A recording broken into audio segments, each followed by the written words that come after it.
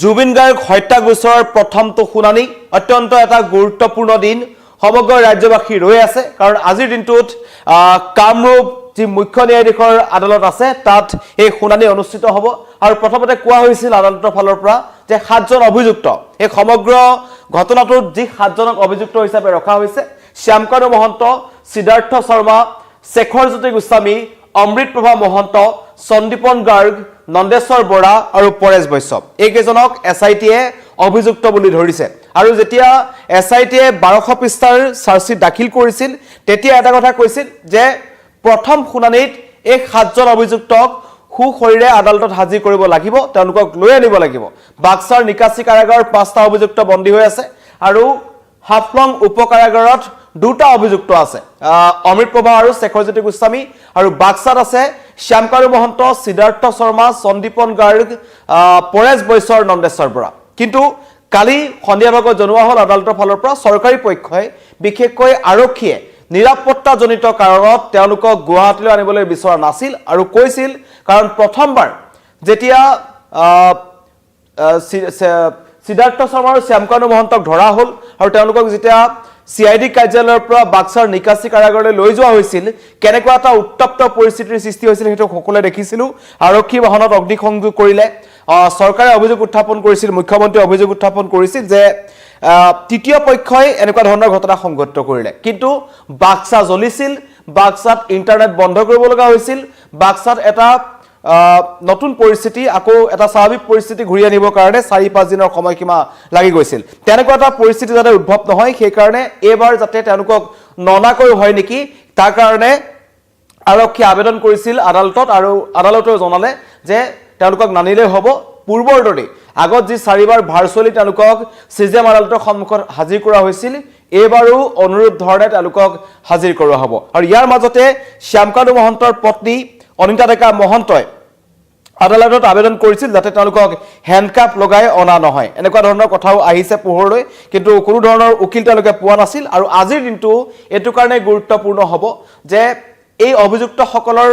হৈ উকালতি কৰিবলৈ কোনো উকিল বৰ্তমানলৈকে পোৱা নাই কোনো অধিবক্তা পোৱা নাই যেহেতু অধিবক্তা সমাজে জুবিন গাৰ্গৰ এই ৰহস্যজনক মৃত্যুৰ লগত নাম সাঙুৰ সকলৰ হৈ উকালতি নকৰাৰ সিদ্ধান্ত গ্ৰহণ কৰিছিল তাৰ পাছতেই শ্যামকানু মহন্তৰ পত্নী অনিতা ডেকা মহন্ত কেইবাবাৰো গুৱাহাটী উকিল সন্থাৰ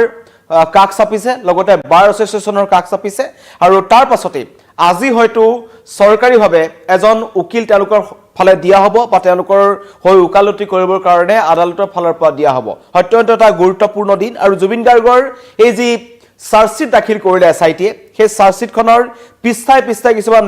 বিস্ফোৰক তথ্য পোহৰলৈ আহিছে মানুহে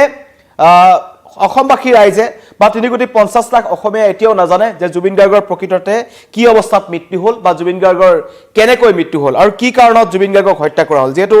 হত্যাৰ প্ৰসংগটো আহিছে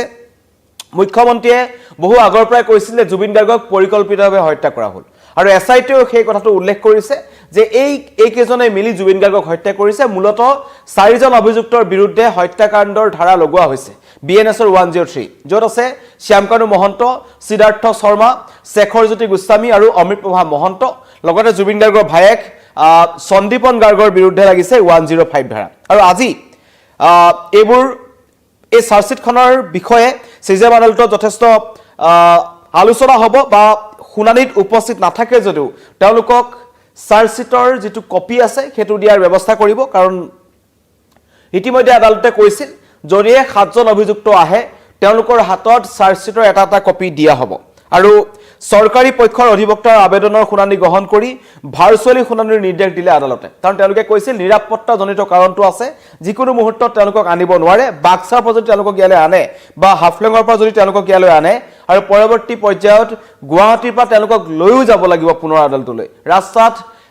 উত্তপ্ত পৰিস্থিতিৰ সৃষ্টি হোৱাৰ আশংকা আছে আৰু সেই আশংকাৰ প্ৰতি লক্ষ্য ৰাখি এই ধৰণৰ সিদ্ধান্ত গ্ৰহণ কৰা হ'ল কিন্তু জুবিন গাৰ্গক হত্যা কিয় কৰা হ'ল সেইটো আটাইতকৈ ডাঙৰ কথা এটা ৰহস্যৰ কথা প্ৰথমতে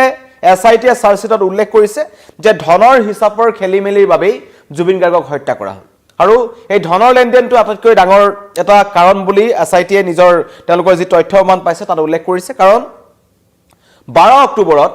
সিদ্ধাৰ্থ শৰ্মাৰ পৰা হিচাপ লোৱাৰ কথা আছিল জুবিন গাৰ্গে আৰু ঘটনা সংঘটিত হৈ গ'ল 19 ছেপ্টেম্বৰত আৰু এইখিনি সময়ছোৱাতে ইয়াৰ বিগত বৰ্ষৰ যেটো ৰঙালী ফেষ্টিভেল হৈছিল য'ত খানাপাৰাত ৰঙালী ফেষ্টিভেলৰ আয়োজন কৰা হৈছিল য'ত জুবিন গাৰ্গে ৰঙালী ফেষ্টিভেলৰ গেটৰ সন্মুখত গৈ এটা গুৰ মাৰিছিল আৰু সেই ভিডিঅ' ভাইৰেল হৈছিল আৰু পিছৰ দিনাখনেই ৰৈ ৰৈ বিনালেৰ প্ৰমোচনৰ কাৰণে জুবিন গাৰ্গ তালৈ গৈছিল আৰু সেই ঘটনাৰ পিছৰে পৰা শ্যামকানু মহন্তৰ সৈতে জুবিন গাৰ্গৰ সংঘাত বাঢ়িছিল আৰু জুবিন গাৰ্গে যিবোৰ ধেমালিতে কথা কৈছিল সেই কথাবোৰত কৰবাত নহয় কৰবাত শ্যামকানু মহন্তৰ খং উঠিছিল আৰু তাৰ প্ৰতিশোধ লবৰ কাৰণে জুবিন গাৰ্গক হত্যা কৰা হ'ল এনেকুৱা ধৰণৰ কিছুমান বিস্ফোৰক তথ্য চাৰ্জশিটত উল্লেখ কৰা হৈছে লগতে 12 অক্টোবৰত কাৰণ জুবিন গাৰ্গৰ যি মাহিলী বছৰি যি উপাৰ্জন আছিল কালি যেটো এসআইটি তথ্য দিছে বা চাৰ্জশিটত যি উল্লেখ কৰা হৈছে 4.80 কোটি টকা এটো জুবিন গাৰ্গৰ এটা বছৰৰ উপাৰ্জন আৰু এতিয়া জুবিন গাৰ্গৰ দুটা একাউণ্ট আছে দুটা একাউণ্ট জুবিন গাৰ্গৰ নামত আছিল এটা আইসিআইসিআই বেংকত আছে এটা চাৰ্টাৰ্ড বেংকত আছে এই দুটা একাউণ্টত জুবিন গাৰ্গৰ টকা আছে মাত্ৰ 10 লাখ টকা বাকি টকা কলৈ গল কোনোৱে নাজানে জুবিন গাৰ্গৰ পত্নীৰ হাততো নাই জুবিন গাৰ্গৰ অন্য কোনো বেংক একাউণ্টও নাই আৰু সেই টকা আত্মসাৎ কৰিলে সিদ্ধাৰ্থ শৰ্মাই এই অভিযোগ উত্থাপন হৈছে আৰু সেই টকা নাপায় জুবিন গাৰ্গে কিছু গম পাইছিল হয়তো সিদ্ধাৰ্থ শৰ্মাই যে তেওঁৰ পৰা টকা লুটিপুটি খাইছে আৰু সেই হিচাপ জুবিন গাৰ্গে বিচাৰিছিল সিদ্ধাৰ্থ শৰ্মাৰ পৰা 12 অক্টোবৰত হিচাপ লোৱাৰ কথা আছিল কিন্তু হিচাপ লোৱাৰ পূৰ্বেই জুবিন গাৰ্গক শেষ কৰি দিয়া হ'ল আৰু এই অভিযোগ উত্থাপন হৈছে ইতিমধ্যে আৰু কেইটামান কথা আছে এই যে সিংগাপুৰত যি ৰহস্যজনক মৃত্যু জুবিন গাৰ্গৰ লগত হ'ল বা জুবিন গাৰ্গ কেনেকৈ যে নাইকিয়া হ'ল এই কথা যেতিয়া চালিজাৰি চোৱা হৈছে বা ৰহস্যৰ আৱৰ্তত আছে তাত উল্লেখ কৰা হৈছে যে ঔষধখিনিৰ কথা জুবিন গাৰ্গে যি ঔষধ ল'ব লাগিছিল বা জুবিন গাৰ্গে যি ঔষধ প্ৰতিদিনে লয় সেই ঔষধ সেইদিনাখন জুবিন গাৰ্গক দিয়া হোৱা নাছিল 18 ছেপ্টেম্বৰ নিশা প্ৰকৃততে কি হৈছিল সেই কথাটো অত্যন্ত ৰহস্যজনক আৰু সেই কথাটো এতিয়ালৈকে কিন্তু এজনো অভিযুক্তই মুখ খুলি কোৱা নাই অমৃত প্ৰভা মহন্ত যিগৰাকীক একাংশ এতিয়া ধোৱা তুলসী পাত সজাবলৈ চেষ্টা কৰিছে যে গান গাবলৈহে গৈছিল তেওঁ এনেই তেখেতৰ নামটো খাঙুৰ খাইছে এই মন্তব্য কালি আমি দিগন্ত ভাৰতীৰ পত্নী ভাস্বতী ভাৰতীৰ ফালৰ পৰা দেখিবলৈ পালো আৰু লগতে শেখৰজ্যোতি গোস্বামী যিজন জুবিন গাৰ্গৰ সৈতে অনবৰতে লাগি আছিল তেওঁ বাদ্যযন্ত্ৰী আছিল জুবিন গাৰ্গৰ আৰু সন্দীপন গাৰ্গ আৰু সিদ্ধাৰ্থ শৰ্মা লগতে সেই সিংগাপুৰৰ অসম এছ'চিয়েশ্যনৰ 12 জন সদস্য তন্ময় ফুকন অভিমন্যু তালুকদাৰ পৰীক্ষিত কলিতা ৱাজিদ আহমেদকে আদি কৰি গোটেইকেইজন যি আছিল তেওঁলোকৰ সন্মুখত প্ৰকৃততে কি ঘটিছিল সেই কথা কিন্তু এতিয়ালৈকে তেওঁলোকে স্পষ্টভাৱে কোৱা নাই বা তেওঁলোকে ক'বলৈ হা কৰা নাই তাৰ পৰা এটা কথা গম পোৱা যায় যে জুবিন গাৰ্গৰ লগত নঘটিবলগীয়া ঘটনা ঘটিছিল কিবা এটা বেয়া ঘটিছিল আৰু এসআইটিত এটা কথা স্পষ্টভাৱে উল্লেখ কৰা হৈছে চাৰ্জশিটত যে জুবিন গাৰ্গ 75 মিনিট সময় ৰখি থাকিব লগা হ'ল তেখেত অচেতন অৱস্থাত সাগৰৰ পাৰত পৰি আছিল কোনো চিকিৎসাৰ ব্যৱস্থা কৰা হোৱা নাছিল আৰু 75 মিনিট অচেতন হৈ থকাৰ পাছত এখন এম্বুলেন্স অনা হৈছিল আৰু সেই এম্বুলেন্সত জুবিন গাৰ্গক চিকিৎসালয়লৈ লৈ যোৱা হৈছিল আৰু চিকিৎসালয়তে জুবিন গাৰ্গক মৃত ঘোষণা কৰা হয় এটা 18 ছেপ্টেম্বৰ নিশা কিমান নিশালৈকে জুবিন গাৰ্গ আছিল অমৃত প্ৰভা মহন্তৰ হাতত এটা বিলাতী সুৰাৰ ব্ৰেণ্ড দিয়া কথা কোৱা হৈছে যেটো পৰিকল্পিতভাৱে দিছে বুলি ইতিমধ্যে উল্লেখ কৰিছে শ্যামকানু মহন্ত আৰু সিদ্ধাৰ্থ শৰ্মাই জুবিন গাৰ্গৰ মৰণোত্তৰ পৰীক্ষাৰ প্ৰতিবেদনত ওলাইছে জুবিন গাৰ্গৰ দেহত অত্যাধিক এলকহল পোৱা গৈছে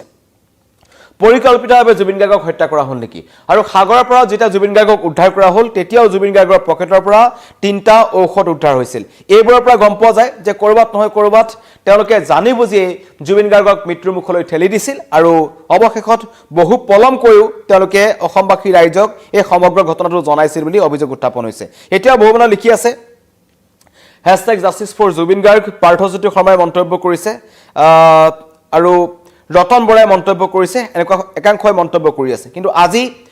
অত্যন্ত এটা গুৰুত্বপূৰ্ণ দিন জুবিন হত্যা গোচৰৰ প্ৰথমটো শুনানি কামৰূপ যি